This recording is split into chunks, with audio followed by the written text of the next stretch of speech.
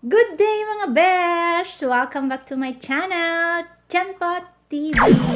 Hello sa aking mga subscribers. Kung bago ka lang sa aking channel, mag-subscribe ka na and click mo na rin ang notification bell para updated ka sa mga next videos ko.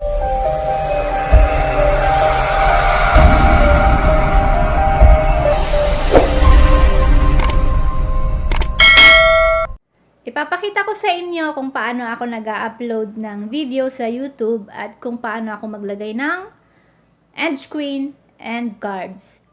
So let's start. Punta na tayo sa ating browser. Ang gamit ko ay Chrome.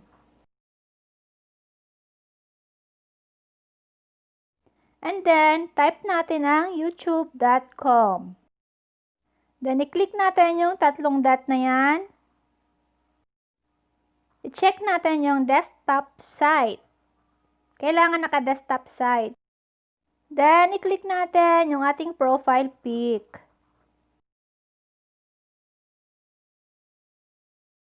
Then, open natin yung ating YouTube Studio. Then, i-click natin yung download arrow na yan. Yan, mag-select files tayo. Choose an action. Sa documents tayo. Yan, click natin yung gallery. Yan. So, yung video na i-upload ko is nasa export. So, i-click natin yan. Yan na, uploading video. Maglagay tayo ng title. Yan. Sabi niya, your video needs a title. So, lalagay ko, how to make quick and easy cheesy pizza.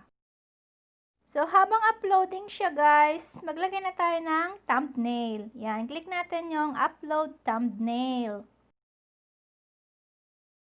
Yan, dadalhin tayo sa ating browser, sa ating gallery.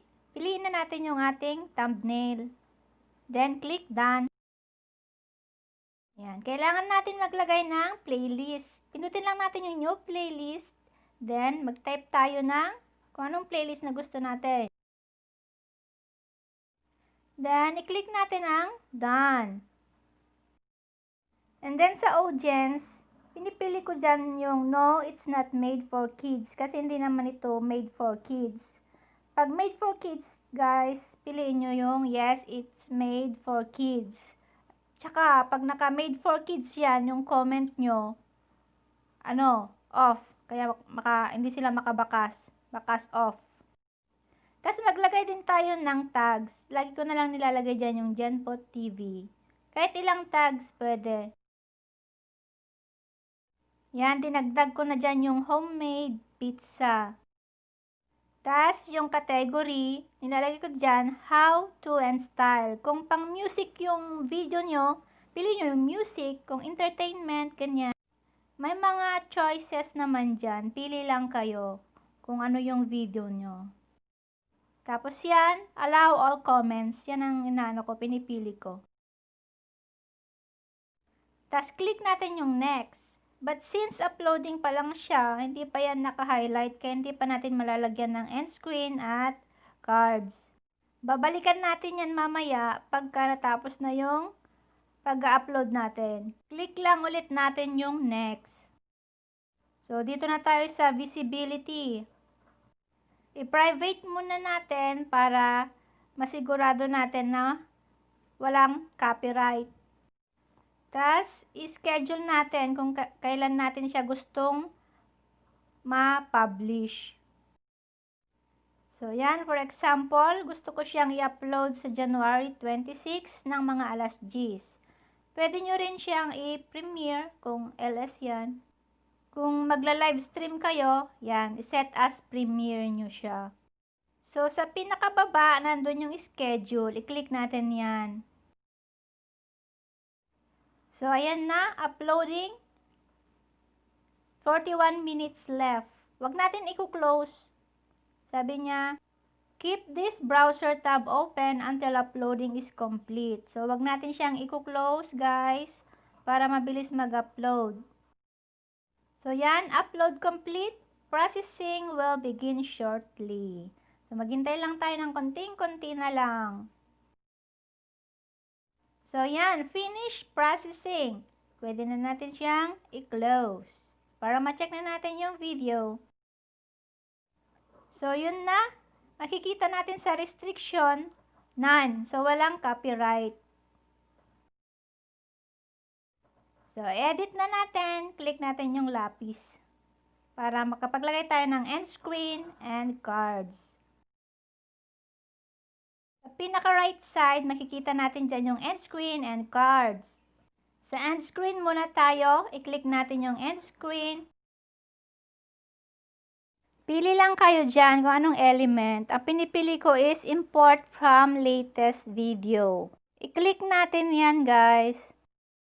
Yan, mapupunta tayo sa ating mga videos. Pili lang kayo dyan kung ano yung ilalagay nyo sa cards or end screen. So, yan na. Makikita nyo, nandun na yung pinili nating pang end screen natin. I-adjust lang natin siya. Ito, tong arrow na yan. I-adjust lang natin dyan.